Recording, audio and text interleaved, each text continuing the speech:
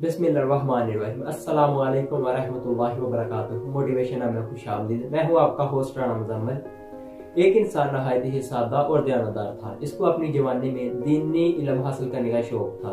जैसे आजकल के जवान को किसी को डॉक्टर बनने का शौक है, किसी को इंजीनियर बनने का शौक है, किसी को बिजनेस करने का शौक, मतलब डिफरेंट फील्ड में जाने का शौक है। तो इन नौजवानों की तरह उस इंसान को भी दीनी इल्म हासिल करने का शौक था।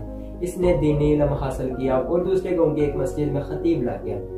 वक्त गुजरने के साथ इसी शख्स को, इस नौजवान को, इसी गांव की एक लड़की से मोहब्बत हो जाती है, लेकिन इनकी मोहब्बत परवान नहीं चढ़ती। इस लड़की के घर वाले इस लड़की की शादी किसी और के साथ कर देते हैं। तब इस शख्स को जुदाई का सामना करना पड़ता है। जब वो इंसान, वो शख्स, वो नौजवान अपने इलाके की तरफ वापस लौटता है, तब इसके पास एक कीमती नुस्खा आ जाता है।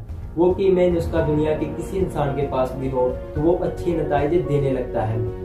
इसके पास शायरी का हुनर था। जुदाई ने इसको पंजाबी शायरी का शेक्सपियर बना दिया था। बाद में उन्होंने इतना शानदार कलाम लिखा कि इनके कलाम का 46 ज़बानों में तर्जुमा किया गया। आज हम इनको हजरत वारिस शाह के नाम से जानते हैं। होता क्या है कि जब भी हमारी लाइफ में कोई इंसान आता है तो इसका मतलब ये बिल्कुल नहीं इसने ताहयात हमारे साथ रहना है, बल्कि वो एक मखसूस वक्त के लिए हमारी जिंदगी में आता है। वो कुदरत का आपको एक इनाम होता है। वो आपकी जिंदगी का रुख मोड़ने आता है। वो आपको आपके होने का एहसास दिलाता है। बाद में कुछ अरसे के बाद वो आपसे बिछड़ जाता है। आपको फिर तन्हाई का, जुदाई का सामना करना पड़ता है।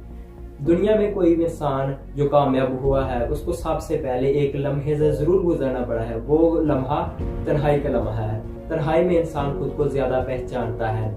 तब उसके नजदीक कोई इंसान नहीं होता जो उसको मुख्तलिफ डायरेक्शन देता है, मुख्तलिफ राय देता है। तन्हाई में इंसान अल्लाह ताला के ज्यादा नजदीक होता है। तो खुद को पहचाने कि आप किस मकसद के लिए दुनिया में आए हैं। अल्लाह ताला आपको जरूर कामयाब करेंगे। तो इसके साथ राना मुजम्मिल को इजाजत दें और अपनी दुआओं में याद रखें। अल्लाह हाफ़िज़।